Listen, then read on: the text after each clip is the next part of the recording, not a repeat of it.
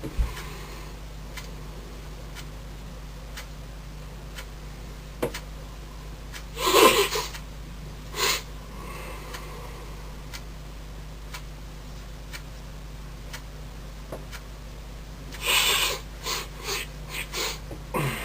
YouTube, FT here. This is a bit of a mixed bag video, but before I get into it, let's do the housekeeping. I am smoking nothing, but I am snuffing cork tobacco flavoured snuff. Flavoured tobacco aromaed snuff fluff. Let's start again, shall we? I'm smoking nothing, but I'm snuffing talk tobacco, and it is just basically tobacco snuff. No flavours added or anything. It's very nice. So what I want to show you, a couple of things. I've got a Yabo, a purchase Yabo, nothing to do with pipe smoking, but I thought it was quite interesting, so I'd show it here. Let's do the tobacco stuff. I am going on holiday. I won't tell you the dates, but I'm going on holiday, and I need to take some cigars with me and some pipes with me. I don't have normal carry cases and bags, so I've had to put some things together, and I thought I'd share them with you. So let's start off with the pipes. This is an old Case Logic case for a portable DVD player. That's the type you strap on the back seat of a car. So I've emptied the contents, and I'm using this, and it works quite well. And when it's unzipped, the pouch here is big enough for a can of gas fluid. My small pipe carry bag, this will take 2 pipes plus the lighting paraphernalia. So this is for when I'm actually on holiday and I'm travelling about. I'll take this one. And as I think you can see in there, I've got 4 pipes at the moment in there. There's 4 selected different size pipes, and they will be transferred into the small bag as and when we move around.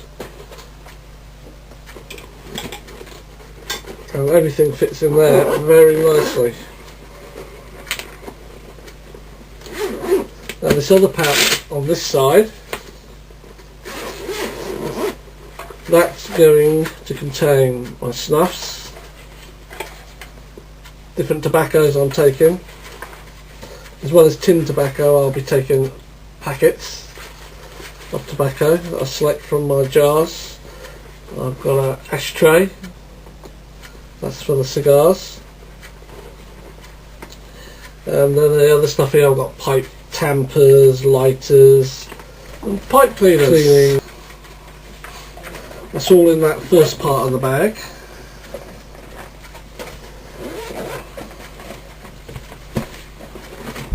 And there it is. It's got a handle and it's got a shoulder strap. As far as the cigars are concerned, I've got this is a military hard case. It used to carry a sight for a British rifle, army rifle. It's a tough case.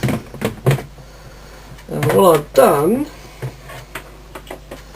this is the padding it had in it, and it didn't have any padding up here, so I've added this foam padding. It's just rested in there. Cut this slit out, and the slit is for my humidifier. Now the humidifier has got the gel crystals in, so I just top it up with water and they expand. Top them up with water, they will expand and nothing drips out, but they let the humidity out. That just sits neatly back in there.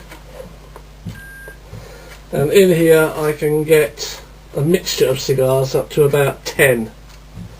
Different sizes, of course, they can go lengthwise or widthwise, but I get about 10 cigars in there nicely. And combined with the pipes, that should see me for the time I'm going away.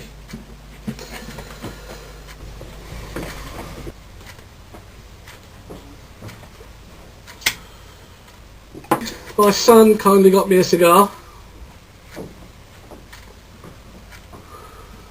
which I'm quite enjoying. And my apologies to Wallace.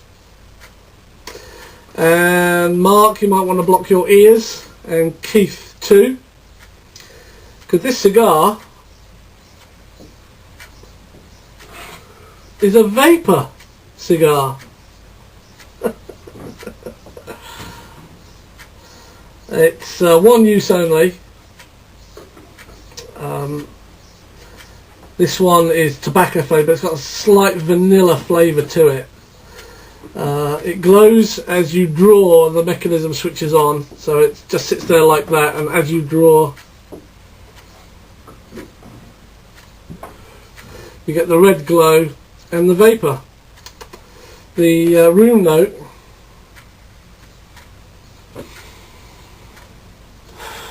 of the vapour is vanilla. It's definitely like a vanilla custard, and it has a slight hint of vanilla in the vapour.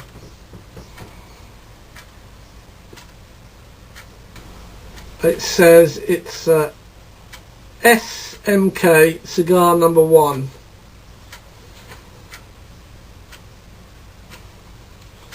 It's got a lot of weight to it, obviously. It's got battery mechanism there, it's got the fluid mechanism. This one does contain nicotine.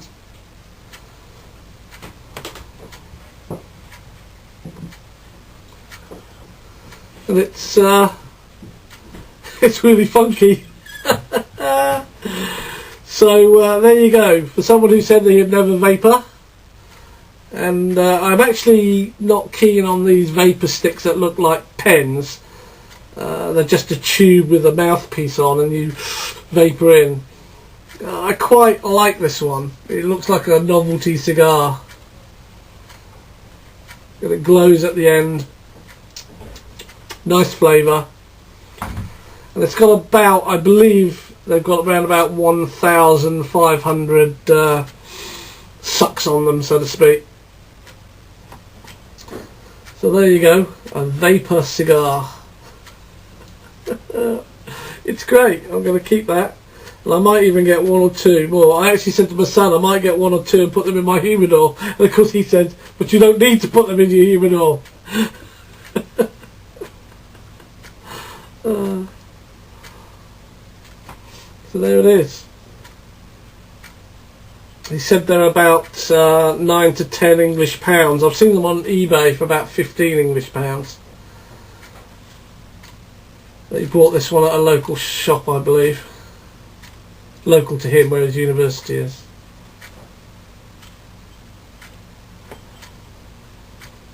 So thanks for watching. Vapour away. Well, I don't think I'll ever quite replace the real thing. So the beauty about this is, of course, when you feel like a smoke or a vapour, you just pick it up and you use it, and then put it down again. It's okay, it will run out, but it doesn't get any smaller. It still looks the part. And to me, looking like a cigar is better than looking like a cigarette or one of those pen things that have just got a nib on the end that you suck on and then put it in your top pocket. So that's really, really fantastic. That's a self-purchased Yabo, I have to admit, and it has nothing to do with pipes, but everything to do with another one of my hobbies. And what I have here is a Colt Army model 1860. Now this is a replica, because the only way you can own this in the UK is if you've got a license for firearms, black powder firearms,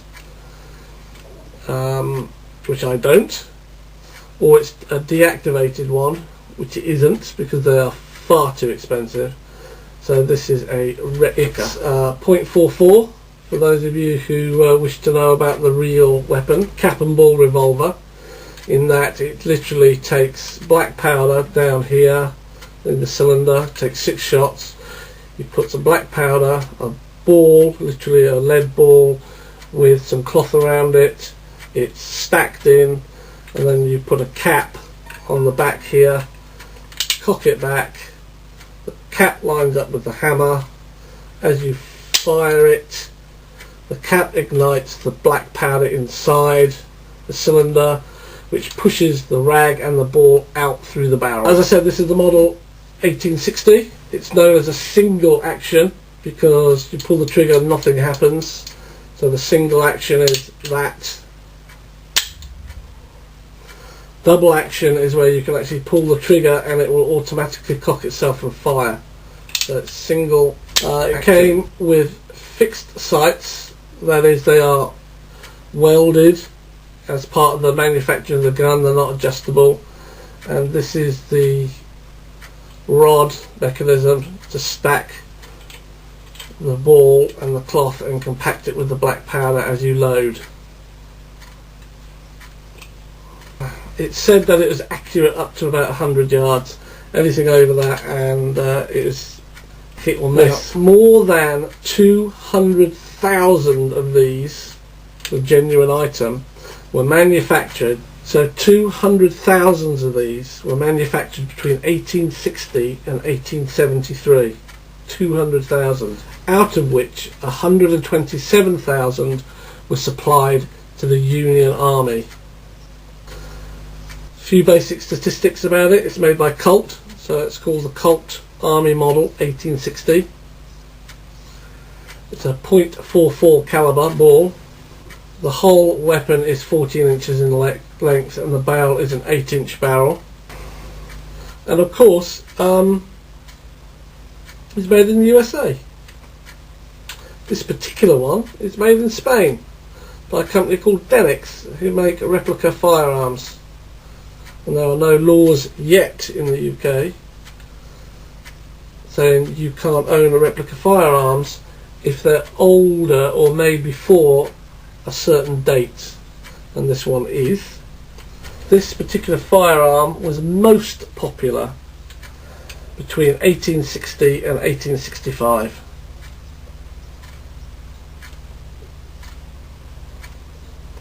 And that's another one for my collection. These replicas are approximately the same weight as the original.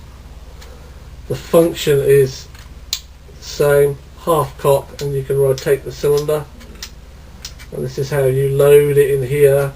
You use your ball and cloth and then you stack it in with the rod.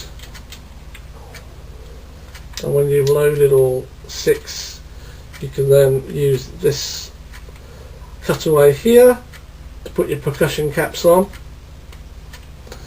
It has a cutaway here to flick the used caps off. You just put it in that position and flick the cap off once it's used. Full cock. It cycles round to where the cap is. The ball's in line with the barrel, and then you let them have it. This particular one is black and brass, as can obviously be seen, and they made them in different colours. They were all gunmetal or all black, but the black and brass one is a nice display item. That's why I've got this. So thanks for watching. Stay safe. If you've got them, smoke them. Then I'll see you on the next video. Cheers.